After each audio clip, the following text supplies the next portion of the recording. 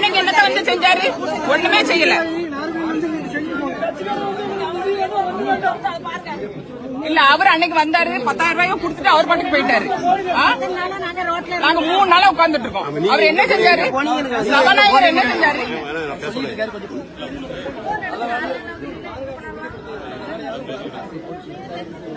நாங்குநேரி 1 மணி நேரம் விட்டுவாங்க போயிருவாங்க. அந்த போலீஸ் ஸ்டேஷன் டூர் எதுக்கு?